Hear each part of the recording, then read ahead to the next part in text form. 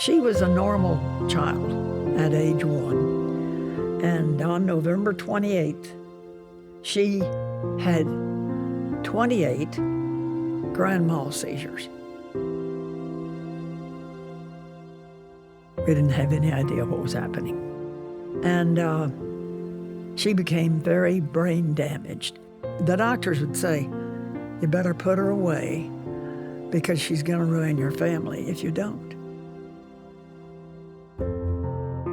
And at that time, they were classifying the handicapped in 3 categories: idiot, imbecile, or moron. Not for me, no way. And then what do you want to do? You want to give her the most, a chance at the best life she could have.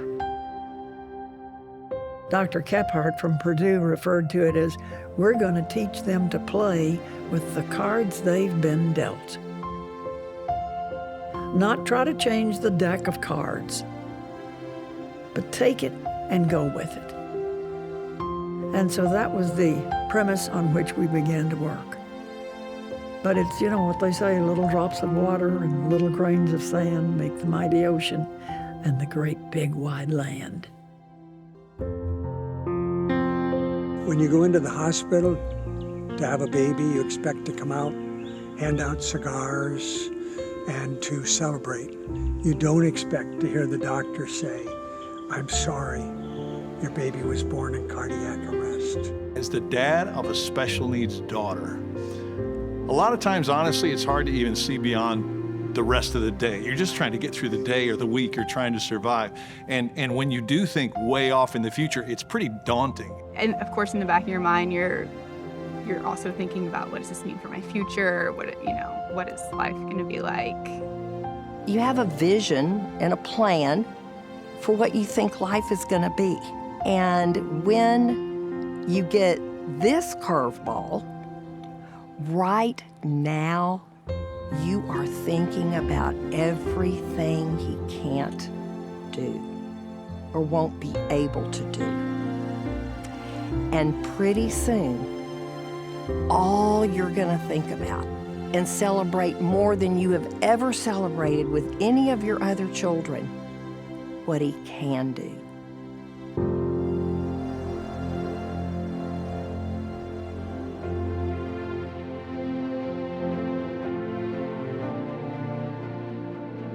Brookwood, it's so serene. You know, you can go out in the garden and you can just sit and just meditate or just relax, and you can just feel your strength coming back. You just can't leave here without, just that joy in your heart. It's a special place. It is a magnificent community. Everything kind of just disappears when you arrive to Brookwood. All your problems disappear.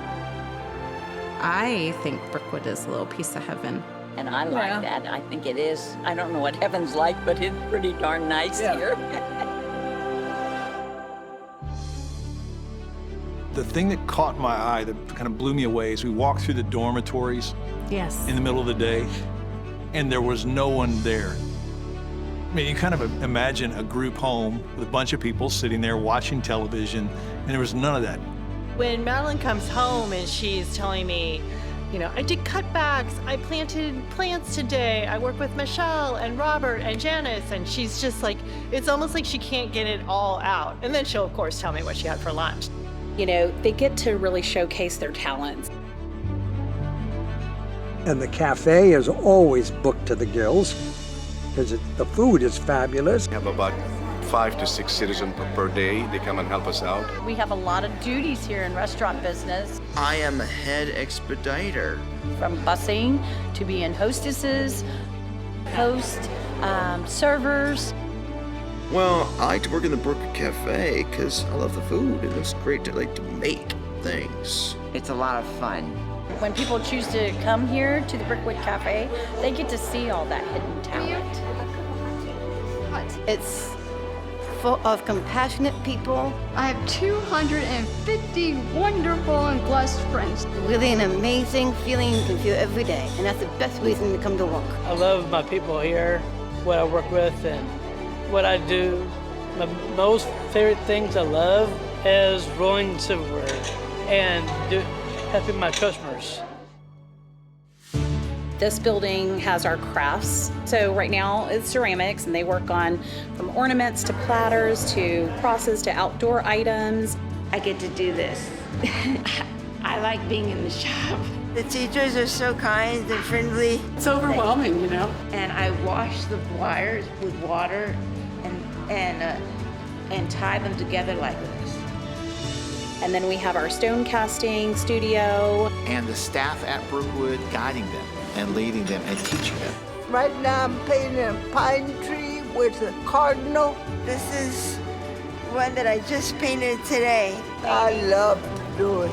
They're always excited to come to work. Then I meet new friends. They're always the ones that keep everybody motivated. Wonderful. And we have screen printing, and then we have our finishing shop where they put the final details. And so lots happens in the straight building. More than anything, they just have a beautiful life out here. And I wouldn't trade it for anything. At the end of the day, you can go home and say, I did something. Doing godly, beautiful products that represent God, and people see them in the store and say, wow. My wife said when she came down here, I don't believe it. You know, this shop looks like it belongs in Home and Garden magazine, you know? The pottery that they make. You can get your cowboy hat blocked over there. You know, I mean, these are things that are of great value. I like this place because I have 4 jobs. Brookwood has 48 greenhouses. Then we fill them up, move them around every single day. So how many miles do you think you put on a day going back and forth? Big flowers. It's a lot of miles back and forth. Every day is something new. One day I'm working with Janice, and she did good work, and I said, thank you so much, Sweet Pea. And I said, did I call you Sweet Pea? And Janice says, I didn't think you knew. That's right. Yeah, that's what we do know, and that's what Brookwood's about. We do know how special they are. I love it every single day. The more I work with adults with disabilities, the more I realize that we're so very much the same. We all have expectations, we all have unmet needs, we all want the opportunity to succeed and know purpose in life. And so we really are one team, not very much different, not much separates us. Work brings joy and meaning to their life and purpose to their life, and that's what Yvonne understands better than anybody else. And once you get your job is locked in and you cannot be fired. You know, it all comes together with these guys. It's just so amazing. When they see their product growing from start to finish, it gives them an awesome sense that, hey, people are here to buy our stuff. They love it. It is nice to be able to show off your work. It puts them in the mainstream. It's a part of being a part. And you create an environment where they can belong. I got it! Our citizens are square pegs. They're just square pegs. The greatest people are square. But that world is a round hole. Brookwood is a square hole. And everything is built for the citizens, and the citizens are involved. They all have a purpose. Brookwood is identifying the gifts, the unique gifts of every person here, and bringing those out. Here at Brookwood, we don't use the word can't. All right, are y'all ready to go? Because we turn that disability into the ability. How I approach each citizen and look at what they're already have in their body. We celebrate. We had a citizen here that loves scissors, and we had to go interview her at her state school, and she was not very happy. And I said, "Where are your scissors?" Well, they took my scissors away. And I said, well, don't you love scissors? I love scissors, but I just happened to be cutting someone's shoelaces. And I said, oh my gosh, but you know, at Brookwood, that scissor skills, we can put you in propagation and you can cut thousands and thousands of flowers a month. That's one of the approaches that Brookwood does so well. We had a student that came here that was pretty much kicked out of every facility because he would just slam doors. You know, I guess I could get irritating somewhere else. But here at Brookwood, Vivian saw that and said, you'd like to slam doors? Oh my gosh, we got a gym that we got to have security. And those doors, they're not easy to shut. You need to slam them to make sure they're secure. And that became his job. But there's something that happens the moment the light goes on and you realize that you are fearfully and wonderfully made in the sight of God. There's this amazing energy, and that energy is of success, it's of value, it's of worth. I think that is our ultimate goal, is to not only make them fit, but to help them be famous. Just like we all want meaning and purpose, we all want connection. We want people that love us. We want people who are like us, who have common interest. You know, we all want friends. We all want purpose in our day. We all want something fun. That's the cast. Everybody's a family. Well, he's been here since he was 17, since 1985, Mark. They're no longer, you know, Matthew with autism. They're a horticulturist, or a drummer in our worship service, or a star of the play, and or all of that. I got the big fish. And what a gift to feel like you're a part of something, to feel like you did something someone thought you should earn money for. Well, I love working here. I know I'm doing things for others and helping. Oh, I like the flowers, I like delivering packages, and I like, you know, taking out the trash. It smells good. Sometimes we do the payday dance, don't we? Yes. Yeah, get a little music going. That's exactly right. They're contributing. And that gives you a sense of purpose, which we all look for. That need to be needed. It's just critical. It brightens my day. You may see some people with a physical handicap. You might see some that are mentally handicapped.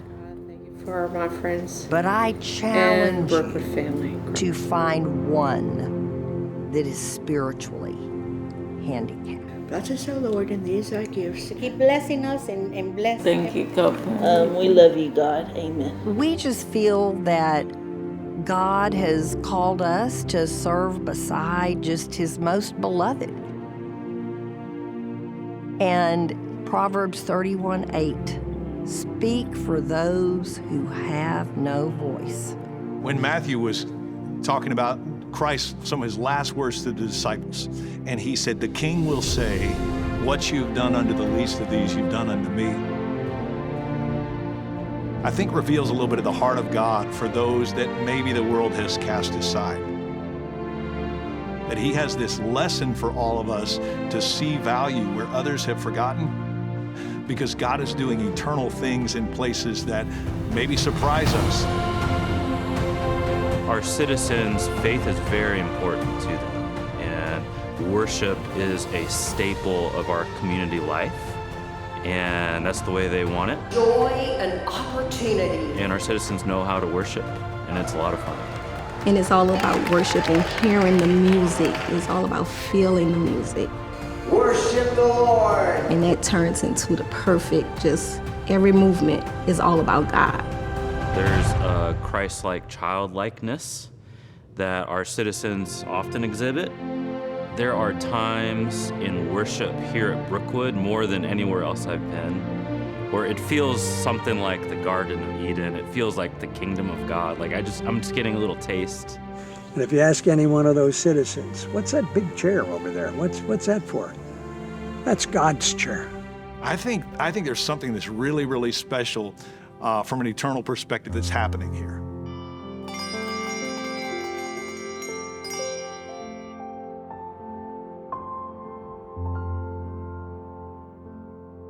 Citizens can go home.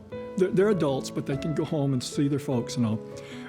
I don't know who the citizen was, but there was one citizen when he stayed home for a while, and then when he came back, he told his parents, it was really good to be home.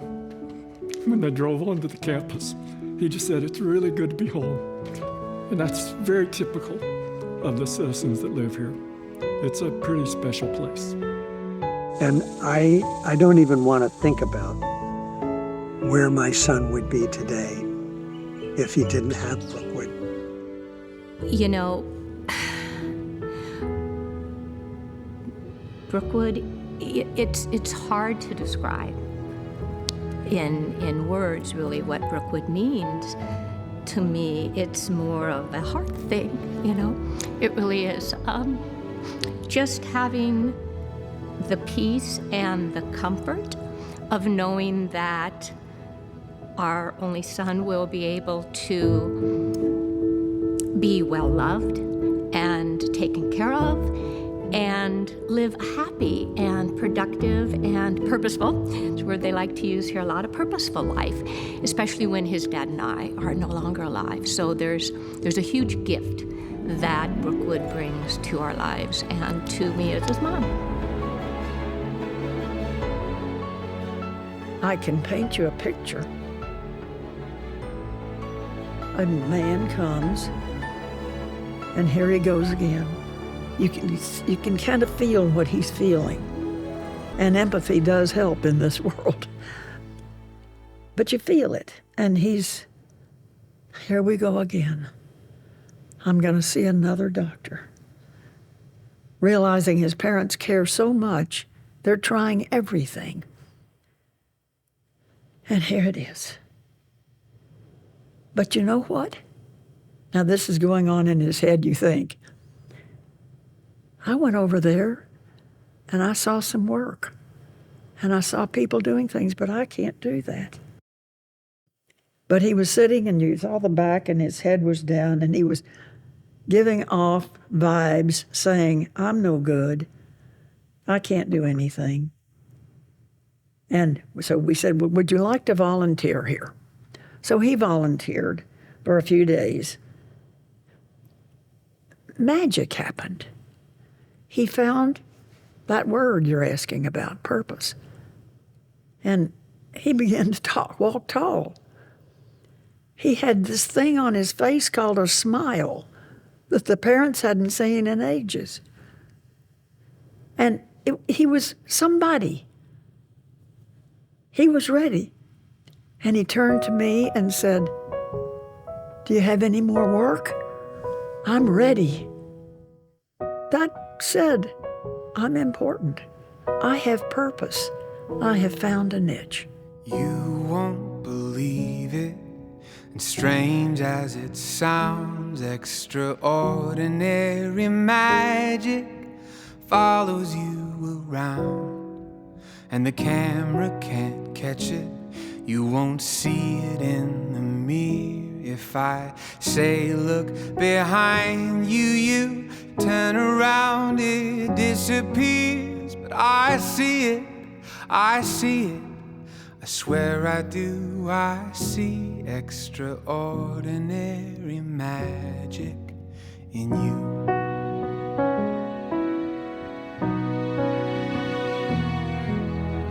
Out of thin air you appeared in my life, like a burst of technicolor in a world of black and white.